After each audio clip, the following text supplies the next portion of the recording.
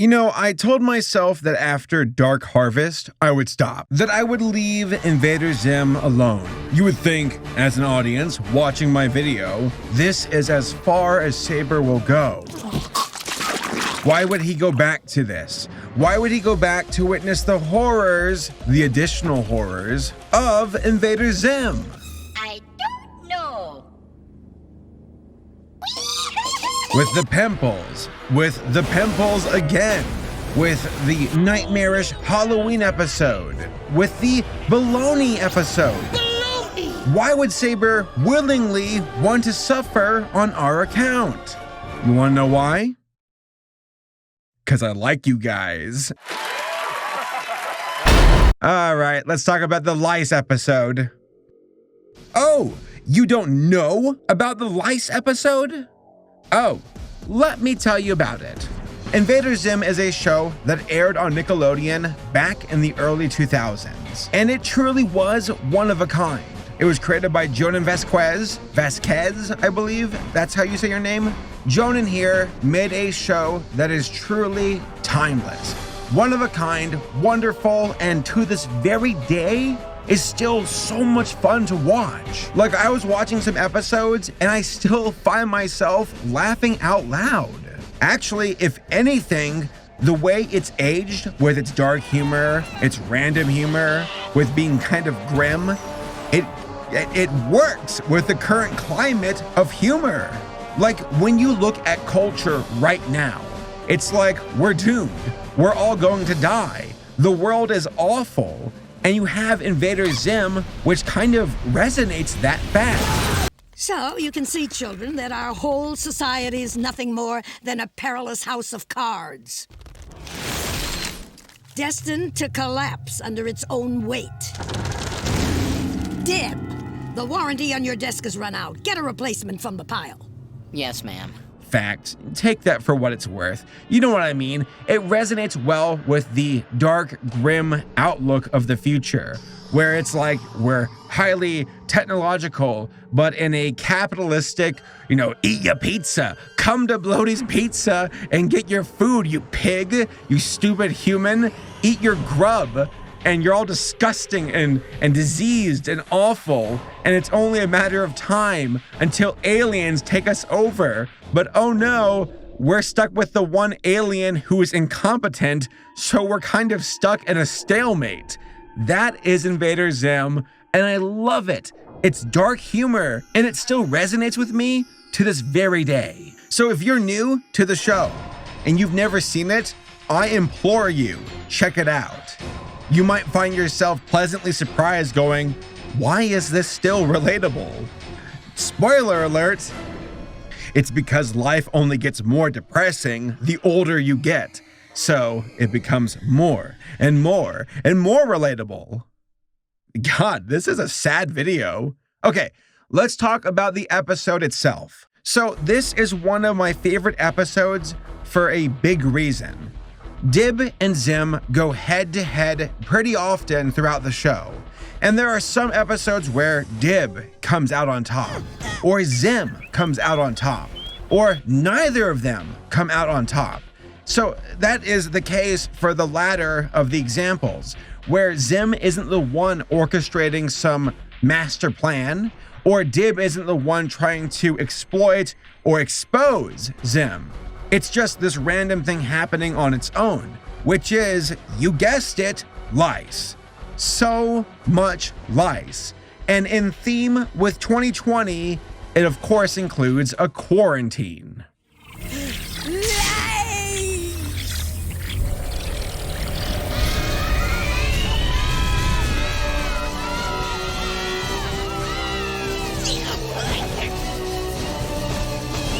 So the school is overrun with lice. All the human children are infected, scratching their heads.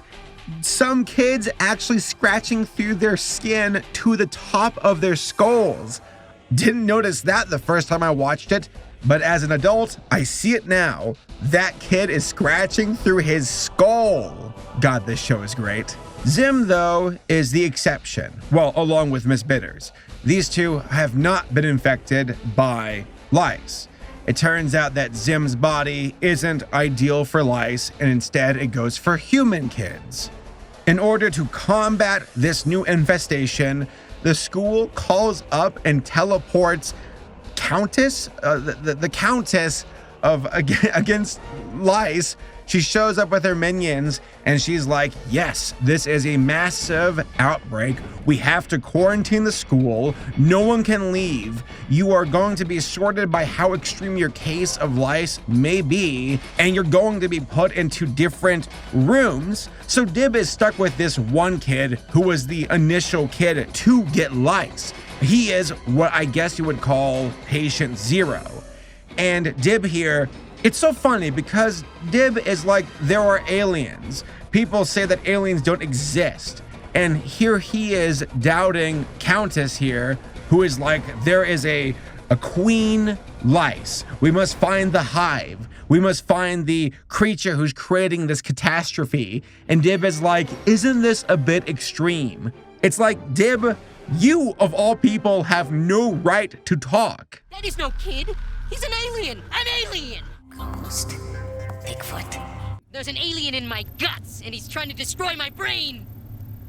Well, run along then. So the episode continues on. You see how horrifying it is for these kids being treated by the Countess and her goons, how they're having their heads dunked in like acid, not acid, but like detox, I suppose.